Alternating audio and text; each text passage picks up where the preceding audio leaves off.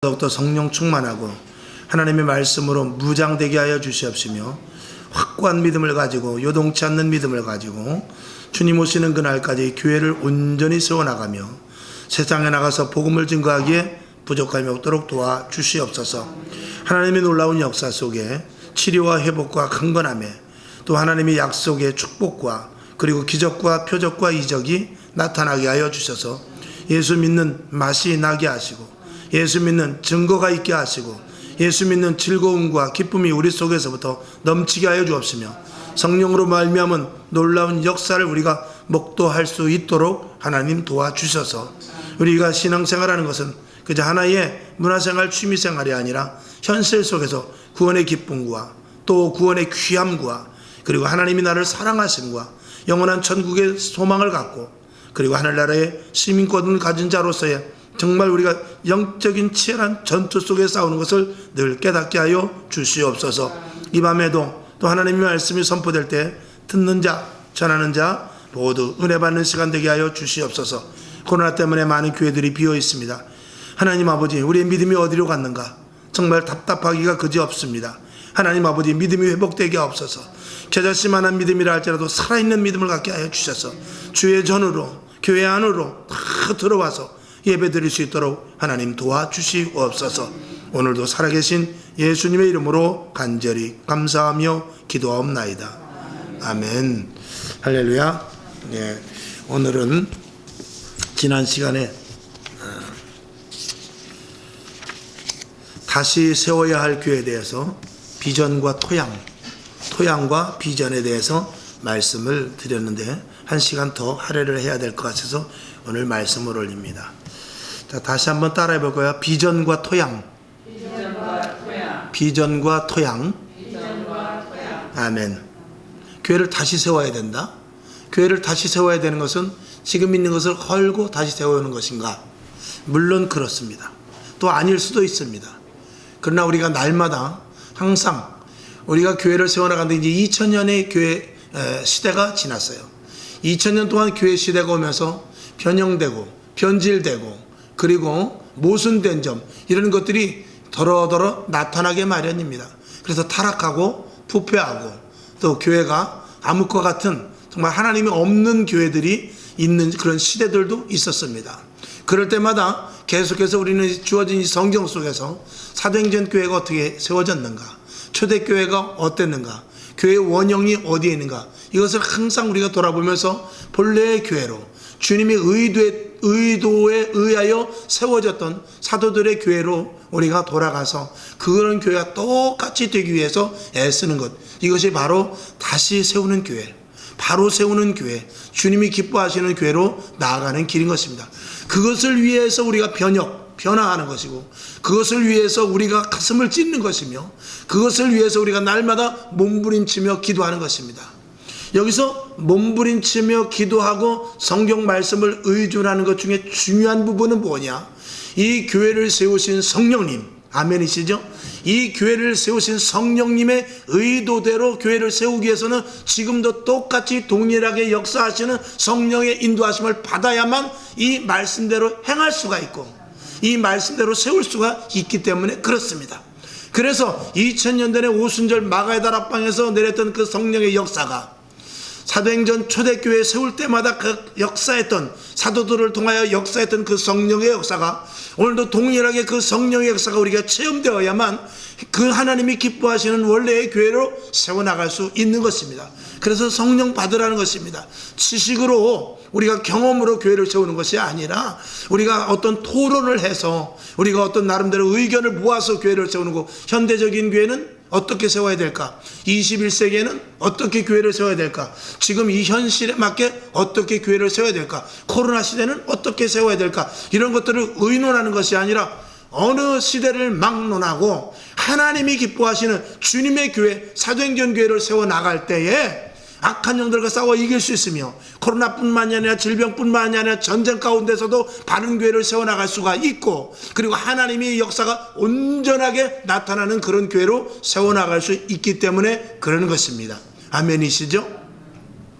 오늘 그래서 이 사도들은 이 교회의 온전한 토양을 다지기 위해서 또 교회의 토양을 위해서 어떤 교회를 세워나갔는가를 한번 몇 가지를 보도록 하겠습니다. 사도행전에서 보고 오늘 또 이제 로마서에서 본 것은 오직 예수 외에, 예수 외에는 오직 하나님의 의가 나타날 수 없다. 그러니까 예수가 아니면 우리가 하나님을 만날 수 없다. 우리는 하나님을 절대 만날 수 없습니다. 먼저 예수님을 만나야만, 그래서 예수님은 나 아버지를 만나는, 하나님을 만나는 문이라는 것입니다. 예수님을 통하지 않고서는 절대로 우리는 하나님을 만날 수 없습니다.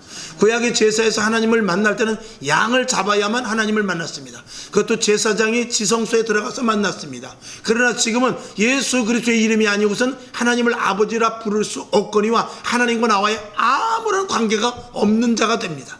오직 예수 그리스도를 통할 때만 우리가 하나님의 자녀가 되고 하나님을 아버지라 부를 수 있고 영원한 천국까지 갈 수 있는 근거가 된다. 그래서 오직 예수, 오직 예수, 오직 예수 이제 하는 것이죠. 이 사도들은 어떤 복음을 전했는가? 이제 사도행전을 쭉 이렇게 제가 성경을 본문을 대조해 가면서 말씀을 드리겠습니다만, 첫 번째는 영원한 말씀을 전했습니다. 한번 따라해 봅시다. 영원한 말씀. 영원한 말씀. 그 다음에 두 번째는 유일한 예수. 유일한 예수. 그 다음에 세 번째는 절대적 복음. 절대적 복음. 그러니까 하나님의 영원한 말씀을 전하는 데 있어서 어떤 다양한 말씀을 취합해서 한 것이 아니라 오직 하나님의 강력한 말씀, 그리고 사람들에게 필요한 것이 무엇인가, 그 필요를 나눠준 것이 아니라 오직 예수를 나눠줬습니다. 그리고 예수만이 유일한 인생의 답이다, 이것을 이 사도들은 전했던 것입니다. 그 다음에 상대적인 복음이 아니라 절대적인 복음입니다. 그래서 오직 예수 그리스도로 말미암은 이 복음이 아니면 하나님을 아버지라 부를 수 있고 없고 천국에 갈 수 없다라는 것을 분명하게 전했던 것입니다. 그래서 사도행전 6장 3절과 4절을 한번 보겠습니다. 형제들아, 너희 가운데서 성령과 지혜가 충만하여 칭찬 듣는 사람 7을 택하라. 우리가 이 일을 저희에게 맡기고 우리는 기도하는 것과 말씀 전하는 것을 전무하리라 그랬어요. 무슨 말씀입니까? 이 사도들이 오직 영원한 오직 하나님의 말씀, 그리고 유일한 예수를 전하고 절대적인 복음을 전하기 위해서 교회의 다른 일들은 집사를 세워서 시키고, 그리고 사도는 오직 말씀을 정확하게 전하는 것과 오직 예수를 전하는 것과 그리고 완전한 복음을 전하는 것과 기도에만 몰두했다라는 것입니다. 왜 그랬습니까? 다른 것들이 섞이지 않게 오직 복음만 전하게. 그래서 지금 교회 안에서도 주의 종이 하는 일은 오직 복음과 말씀 전하는 것, 그것 외에는 하는 것이 없죠. 이런 작은 교회에서는 여러 가지 하지만 뭐 운행도 하고 또 같이 또 이렇게 뭐 여러 가지 상담도 하고 그렇습니다만, 이 큰 교회에서는 오직 복음만, 그리고 물론 상담도 밑에서부터 이렇게 다른 교육자들이 혹은 구역장들이 해서 이렇게 정말 중요한 것 담임 목사가 하고 이렇게 합니다. 그래서 오직 신앙 안에 바로 서기 위한 그런 모든 것 중에서 오직 하늘나라의 복음과 오직 예수, 이것만 전하기 위해서 이 사도들은 전무했다라는 것입니다. 첫 번째로 우리가 영원한 말씀을 이 사도들이 전하는 데는 여러 가지 근거와 사연이 있습니다. 자, 사도행전 2장 16절을 제가 보겠습니다. 이는 곧 선지자 유엘로 말씀하신 것이니 일러스되 하나님이 가라사대 말세에 내가 내 영으로 모든 육체에게 부어주리니 저희의 자녀들은 예언할 것이요 너희의 젊은이들은 환상을 보고 너희의 늙은이들은 꿈을 꾸리라. 자, 여러분이 잘 아시는 말씀인데, 하나님께서, 예수님께서 말씀이 육신이 되어 이 땅에 오셨어요. 그리고 많은 기적을 발했습니다. 그리고 십자가에 못 박혀 죽으셨다가 부활까지 하셨어요. 그럼에도 불구하고 이 제자들은 분명히 하나님의 아들임을 믿었지요. 분명히 부활하신 것을 보았습니다. 그런데 그들의 믿음이 어땠냐? 그들의 믿음이 그렇게 뜨거워지질 않았어요. 그들의 믿음이 그냥 미지근한 그런 제자들의 모습이 미지근했습니다. 예수님이 살으셨네? 그냥 이 정도였습니다. 그랬는데 오순절 마가의 다락방에서 성령의 충만함을 받고 보니까 완전히 이 사람, 제자들이 완전히 변해져 버렸습니다. 그리고 나서 그때부터는 더더욱 하나님의 살아있는 영원하신 하나님의 말씀이라는 것을 그들이 각인되게 됩니다. 그래서 성령을 바꿔보니까 예수님이 오셨던 것이, 예수님이 하나님의 말씀대로 오신 것이 맞다. 그리고 부활하신 것이 정확하다. 그리고 다시 오실 예수님이 분명하다. 이것이 이전에 미지근했던 그런 마음 속에서부터 이제는 확고하게 뜨거운 이 말씀을 통해서 아주 그냥 아주 그냥 강하게 나아갈 수 있는 힘이 생겨버렸습니다.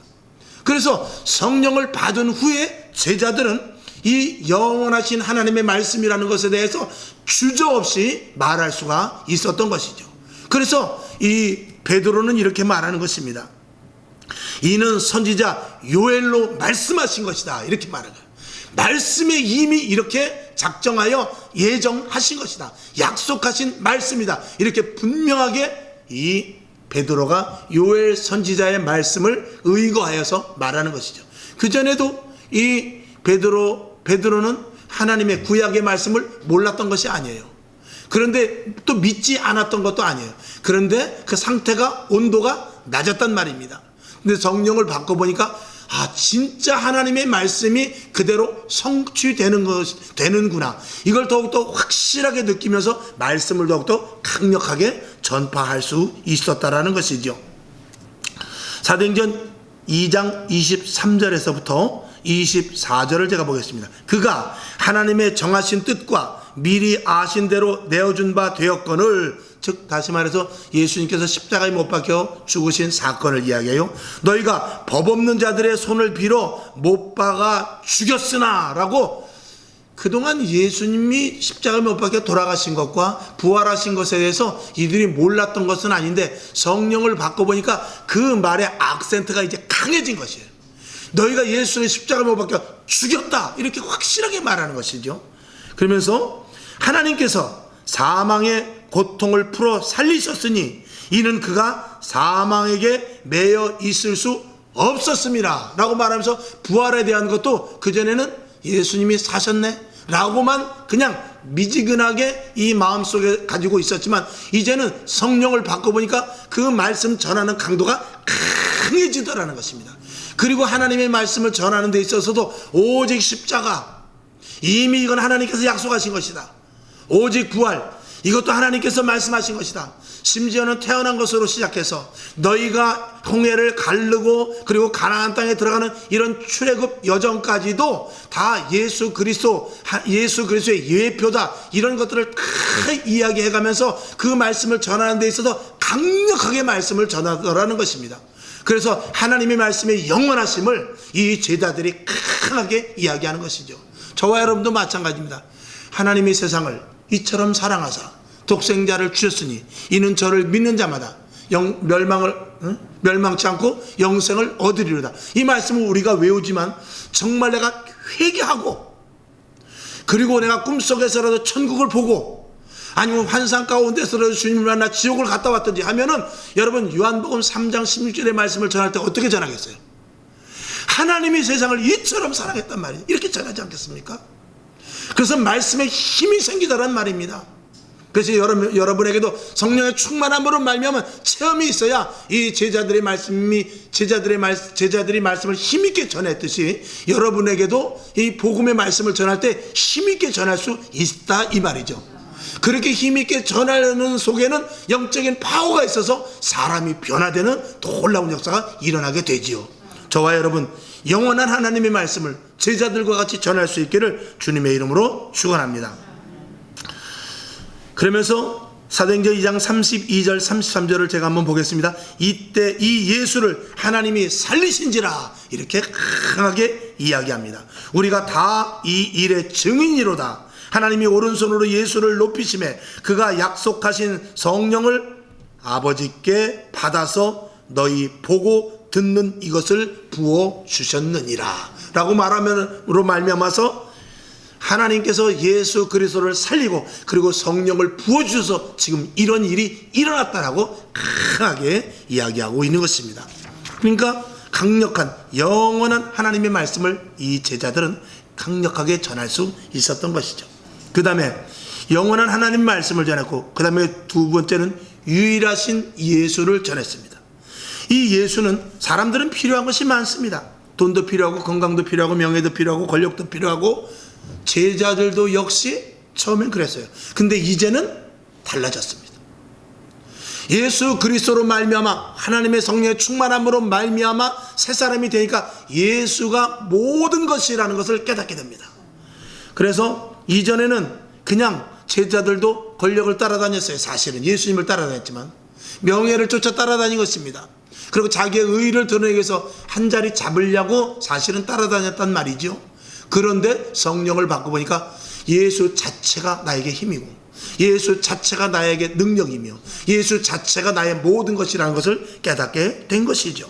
그래서 사도행전 3장 4절을 보게 되면 베드로가 요한으로 더불어 주목하여 가로되 우리를 보라 하니 그가 저에게 무엇을 얻을까 하여 바라보거늘 베드로가 가로되 은과 금은 내게 없거니와 내게 있는 것으로 내게 주노니 곧 나사렛 예수 그리스도의 이름으로 일어나 걸으라 그랬어요. 나는 은과 금은 없다. 그러나 내 안에 예수가 있는데 예수의 이름으로 명하노니 일어나 걸으라 이렇게 말했던 것이죠. 금이면 될 줄 알았어요. 은이면 될 줄 알았어요.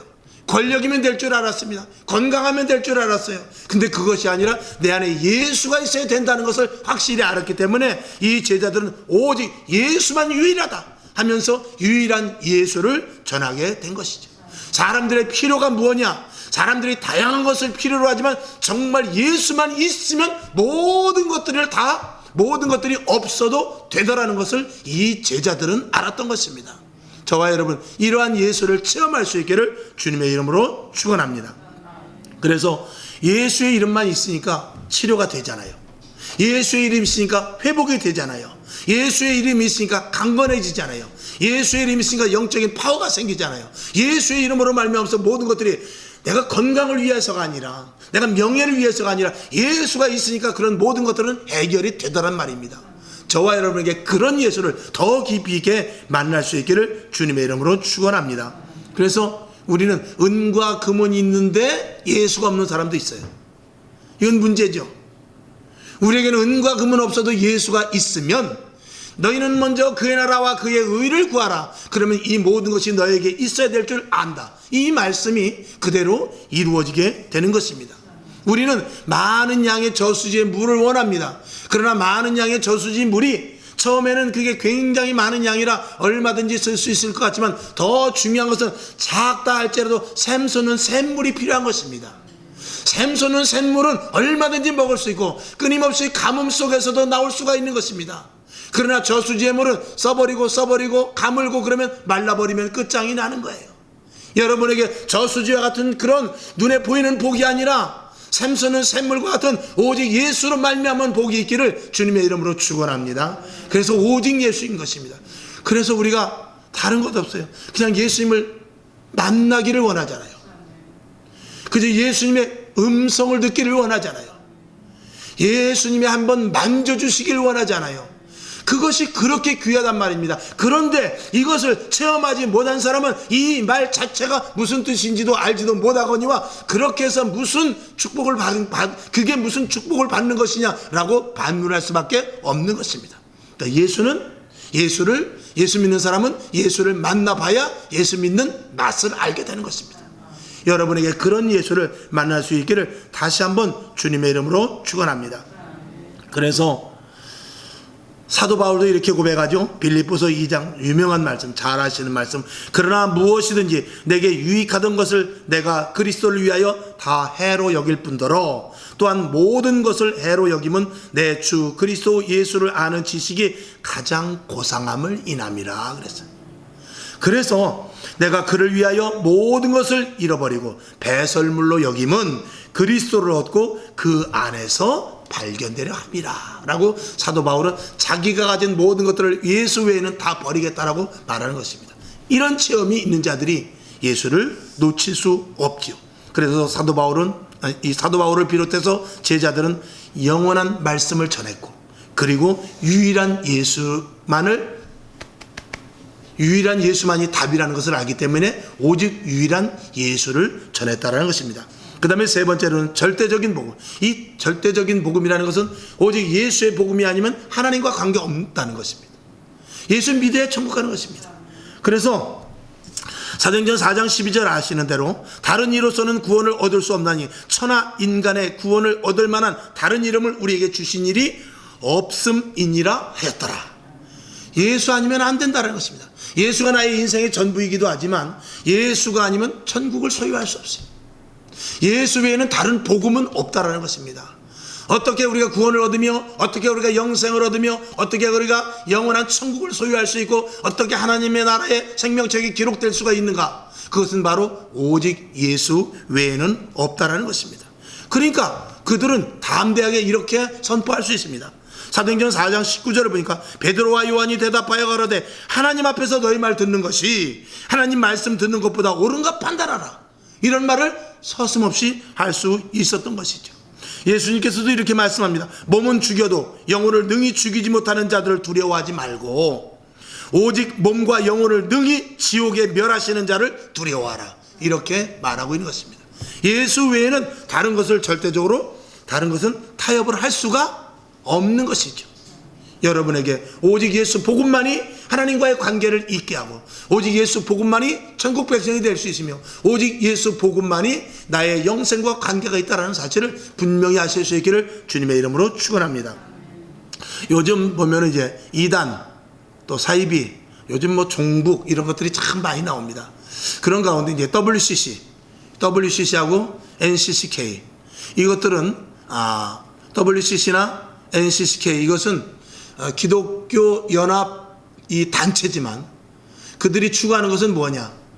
오직 예수가 아니더라도 타 종교라 할지라도 어느 종교든지 그저 최선을 다해서 자기가 마음을 다하여서 믿으면은 산을 올라가는 데 있어서 A라는 능선을 통해서 올라갈 수도 있고 B라는 능선을 통해서도 올라갈 수가 있고 C라는 능선을 통해서도 올라갈 수가 있어서 결국 꼭대기 올라가면 다 하나가 되는 것이기 때문에 불교를 믿든지 이슬람을 믿든지 아니면 저 옛날에 저 칠성당에 가서 물을 떠놓고 믿든지 그저 마음을 다해서 뜻을 다해서 저 아프리카에서 토속 종교라 할지라도 그저 최선을 다해서 믿기만 하면 다 그 위 올라가면 다 하나님을 만나게 되어 있어. 이것이 WCC의 목표입니다.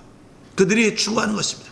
그러니까 오직 예수가 아니더라도 하나님을 만나는 방법은 여러 가지가 있으니까 서로 우리가 종교를 이렇게 우대해주고 서로 존경하고 서로 같은 종교자의 입장으로서 우리가 함께 잘 사귀고 우리가 잘 함께 연합을 하자. 이것이 WCC의 취지인 것입니다. 여러분, 예수 믿는 것은 종교가 아닙니다. 만약에 기독교가 종교라면 다른 종교는 종교가 또 아니에요. 우리는 예수 믿는다라는 것은 하나님과의 우리와의 관계 속에서 인간성 회복과 그리고 영혼을 사모하는 자들에게 주신 하나님의 특별한 은혜이며 그리고 인간의 가치와 본질을 알려주는 하나님이 주신 특별한 은혜입니다. 그렇기 때문에 이 땅에서 그냥 선을 행하고 착한 것을 따르며 올바르게 사는 그저 도덕적인 종교와는 전혀 차원이 다르다는 것입니다. 그저께 여러분 유튜브에서 본 분이 계실라나 모르겠습니다만 이 감리교도 WCC에 이 가입이 되어 있거든요. 그래가지고 이 감리교가 지금 굉장히 많이 변질이 되어 있는 것이 사실입니다. 지금 여러 교단 중에서 가장 교인 수가 제일 많이 줄은 데가 감리교예요.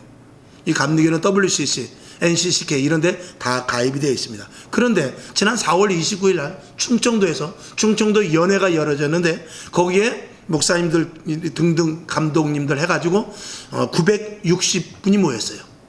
960분이 모여서 거기서 이제 발제를 합니다.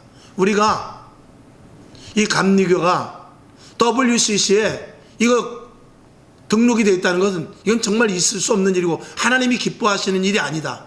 우리 충청연회만이라도 우리는 WCC에서 탈퇴를 해야 되겠다라고 누가 발의를 했어요. 그 발의를 하니까 옆에 있는 많은 분들이 찬성합니다.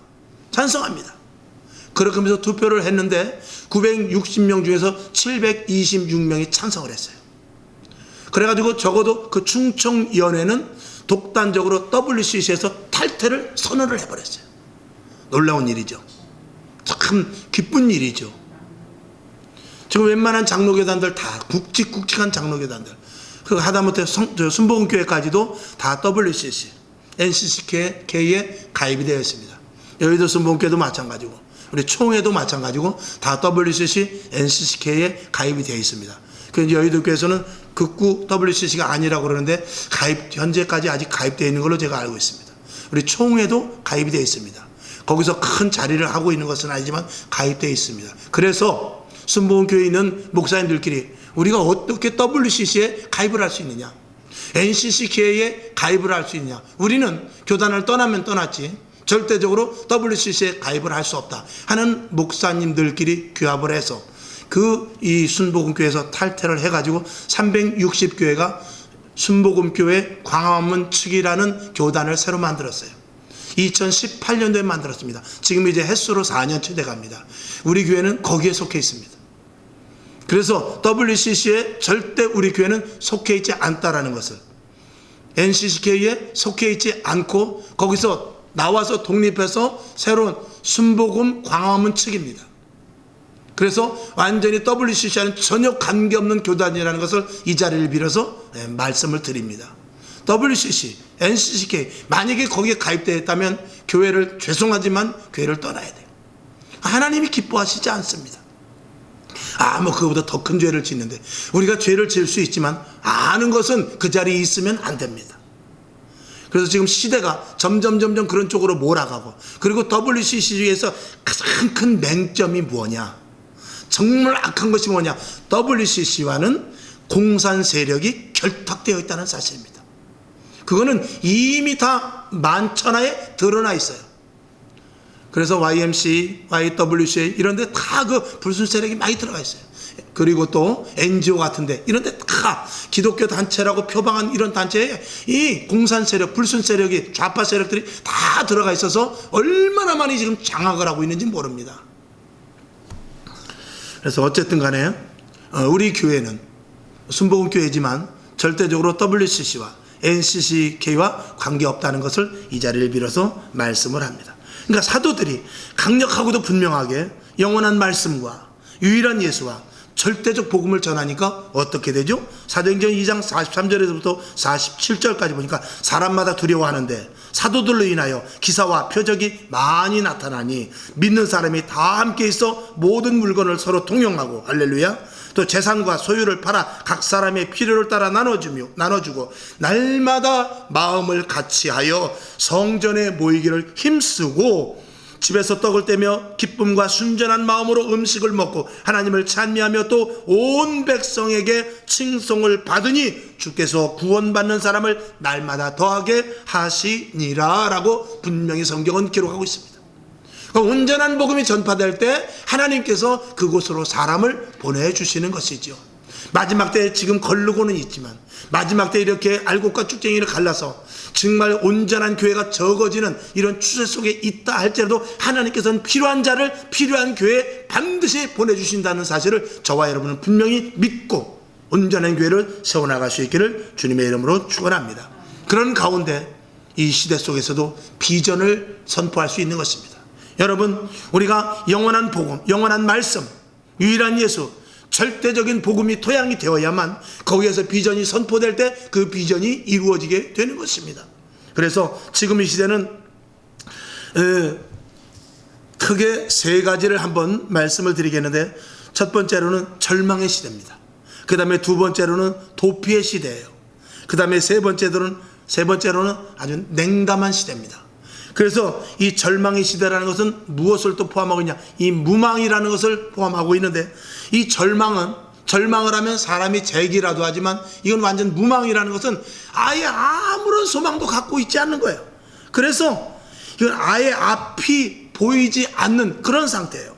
그래서 무기력하고 미래를 전혀 생각하지 않기 때문에 한편으로는 무기력하지만 한편으로는 폭력적이고 야만적인 게 지금 이 시대 무망자들의, 이 절망자들의 모습인 것입니다.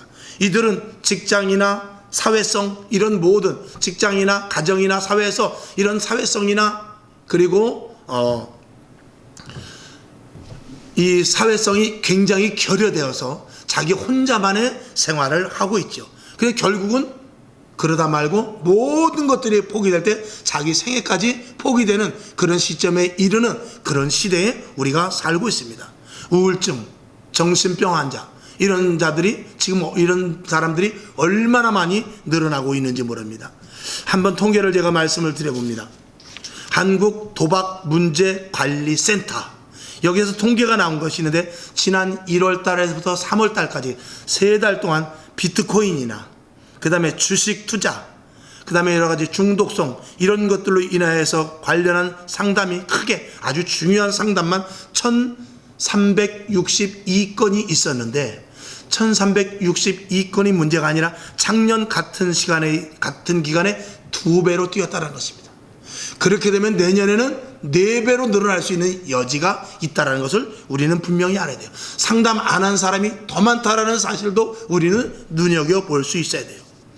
우울증에 대한 위험군, 우울증에 대한 위험 증세가 있는 사람, 이 사람은 거의 우울증에 도달했다 하는 그런 증세가 있는 사람의 비율이 이 통계를 따져보니까 우리나라의 22.8%라는 것입니다. 그러니까 4명 중에 하나는 우울증 증세가 있든지 우울증 증세로 가고자 하는 그 입구에 서 있다는 거예요. 이 정말 기가 막힌 일 아닙니까? 저와 여러분, 여기 계신 분 중에 4명 중에 1명 꼴로 우울증에 혹은 우울증 단계에 갈 수 있는 사람이 있습니까? 여기는 없습니다. 왜 그렇죠?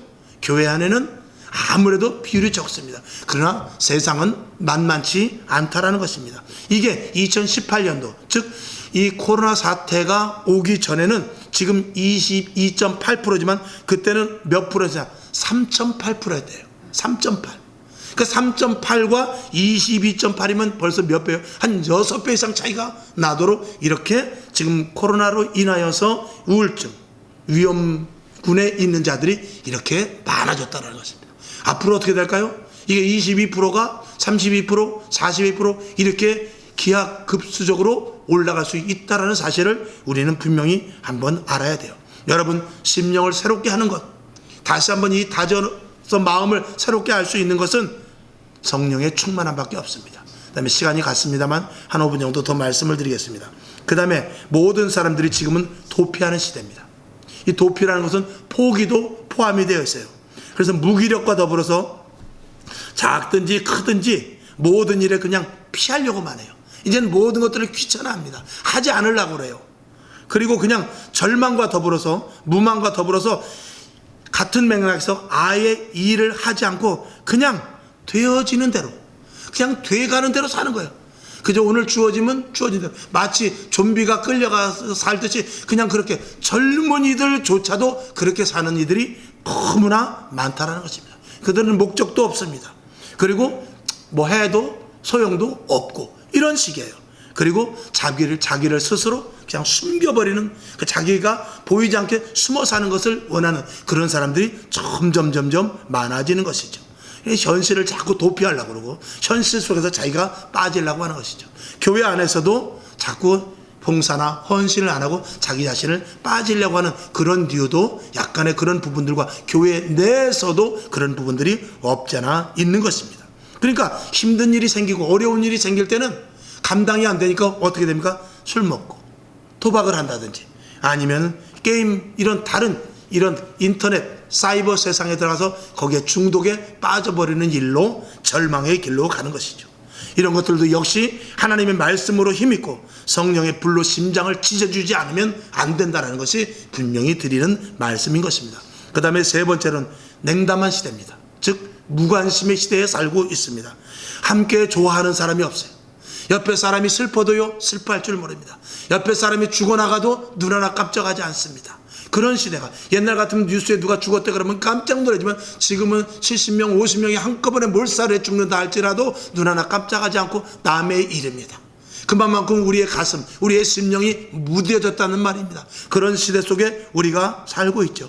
오히려 짜증만 나고, 그리고 내 속에서부터 우라를 치물어 가면서 마치 안개 낀 길을 가듯이, 황사가 자욱한 날씨를 가듯이 그저 답답하고 숨통 막히는 그런 이 마음을 갖고 있는 그런 사람들 속에서 남들은 지금 죽든지 말든지 문제가 아니라 나 살기도 바쁘다 하는 그런 식에서 냉담해지고 무관심해져가는 그런 시대를 우리가 살고 있는 것이죠. 그래서 자기만 살겠다는 자기의 성을 쌓을 수도 있고, 다른 사람의 접근을 금지시키면서 가정이나 가족 이런 것들이 아무 관계없이 그냥 문 탁 닫고 들어가면 나 혼자만의 공간 속에 있는 것이 그냥 다라는 그런 이런 상황에 사는 사람들이 너무나 많다라는 것이죠.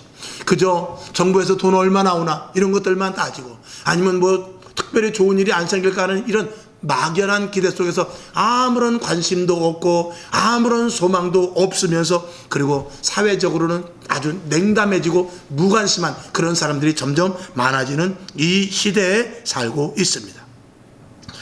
그러니까 그런 사람들에게는 답이 없습니다. 이런 답이 없는 이들에게 우리의 소망은 무엇입니까? 오직 복음의 말씀밖에 없습니다. 그들에게 가서 이제 우리가 전도해야 돼요. 그들에게 가서 무망자들, 소망이 없는 자들, 미래를 갖지 않고자 하는 자들, 미래의 꿈을 갖고 사는 것이 아니라 절망과 포기 가운데 냉담과 무관심과 그리고 도피하여 살려고 하는 그런 이들에게 가서 절망과 포기 속에서 어떤 그저 중독성으로 살아가려고 하는 그런 이들에게 가서 우리는 복음을 전해야 된단 말입니다. 여러분, 그 복음을 전하는 일이 쉽습니까? 그들이 마음을 엽니까? 절대로 열지 않습니다. 그들의 마음을 열고 그 냉담한 마음을 뜨겁게 달궈질 수 있는 것은 저와 여러분이 성령 충만하지 않으면 안 됩니다. 뜨거운 불로 지져야 됩니다. 말씀의 검으로 뚫어야 돼요. 그렇지 않고서는 그들의 마음속을 접근할 수가 없단 말입니다. 이전보다 그 어느 때보다도 마음의 문들이 더 닫혀있는 시대고, 더 절망과 소망이 없고 절망 가운데 사는 자들이 있는 그 속에 우리는 그들에게 들어갈 틈이 없단 말입니다. 성령 충만하지 않으면, 초대교회와 같이 뜨거운 성령의 불이 타오르지 않으면 전도할 수 없다라는 사실을 저와 여러분이 분명히 아시고, 결론으로 말씀을 드립니다. 이 시대에 나를 세우신 목적이 무엇입니까? 왜 하필 코로나 시대 속에서 나를 부르셨습니까? 왜 코로나 시대까지 나를 살게 하셨습니까? 이 시대 속에서 우리의 목적과 사명감이 무엇인지를 알지 못한다면 우리도 이들과 똑같은 나락으로 떨어질 수 있는 여지는 얼마든지 있다라는 것입니다. 오늘 이 시대에 우리가 그리스도인으로서, 온전한 하나님의 신앙인으로서 가장 엄중하고도 중요한 역사의 길목에 서 있다라는 사실을 저와 여러분들이 분명히 인식해야 될 줄로 믿습니다. 하나님은 시대마다 필요한 사람을 세우세요. 하나님은 시대마다 필요한 사람들을 찾으십니다. 저와 여러분이 쓰러져가는 생명, 그래서 쓰러져가는 인생들 속에서 여러분들이 꼭 필요한 사람이 되어서 그들의 생명을 살려 영원한 천국까지 함께 갈 수 있는 그런 길잡이가 될 수 있기를 주님의 이름으로 축원을 드리며, 그리고 이 시대의 교회와 저와 여러분이 해야 될 일임을 분명히 저와 여러분이 인식하는 확실한 믿음자들 될 수 있기를 주님의 이름으로 축원합니다. 기도하겠습니다. 하나님 아버지, 답답한 시대를 살아갑니다. 그러나 하나도 답답하지 않고 하나도 가슴이 뜨거워지지도 않고 옆에서 사람이 쓰러져 넘어가도 내 일이 아니니까 하는 그런 시대에서 우리가 살고 있습니다. 당장 내가 조금만 힘들면 나부터 생각하고, 당장 남이 나에게 해를 끼치면 그것에 대해서 예민한 반응을 하는, 정말 세상 사람들과 똑같은 그리스도인들도 얼마나 많은지 모릅니다. 하나님, 조금 더 깊은 예배, 깊은 기도, 깊은 말씀을 통하여서 하나님이 나에게 주어진 사명과 하나님이 나에게 해야 될 일들과 내가 지금 어떻게 해야 될 그런 존재인가에 대해서 더욱더 우리가 확실히 인식할 수 있도록 이 시간 하나님 우리를 붙잡아 주시옵소서. 거저 왔다 거저 하지 않게 하시고, 그저 예배드리는 한 시간으로 끝나는 것이 아니라 마음속에 뜨거워지게 하여 주옵소서. 죽어져가는 영혼들을 보고 가슴이 끓게 하여 주시옵소서. 한 영혼 한 영혼을 보면서 가슴을 치면서 그들을 위하여 기도할 수 있게 도와주셔서 주님 언제 오실지 모르는 이 대에 코로나 시대 속에 나를 부르심을 분명히 알 수 있는 믿음의 자녀들 되게 하여 주시옵소서. 돌아가는 발걸음이 힘있게 하여 주시옵소서. 소명감을 갖게 하여 주시옵소서. 예수님의 이름으로 축복하며 기도합니다. 아멘. 주기도문하고, 하나님 정말 시대 속에서 관망하지 않게 하옵소서. 무관심하지 않게 하옵소서. 내 가슴이 뜨거워지게 하여 주셔서 사명감을 갖게 하여 주시옵소서. 이렇게 기도하고 일어나시기를 바랍니다. 하늘에 계신 우리 아버지여, 이름이 거룩히 여김을 받으시오며 나라의 임하옵시며 뜻이 하늘에서 이룬 것 같이 땅에서도 이루어지이다. 오늘날 우리에게 일용할 양식을 주옵시고 우리가 우리에게 죄진 자를 사하여 준 것 같이 우리 죄를 사하여 주옵시고 우리를 시험에 들게 하지 마옵시고 다만 악에서 구하옵소서. 대개 나라와 권세와 영광이 아버지께 영원히 있사옵나이다. 아멘. 하나님 감사합니다. 아버지 하나님 우리를 부르셔서 이 마지막 시대에 하나님의 자녀 삼으시고 성령에 충만할 수 있도록 성령을 알게 하시고 성령의 충만함으로 말미암아서 깨어 기도할 수 있게 하나님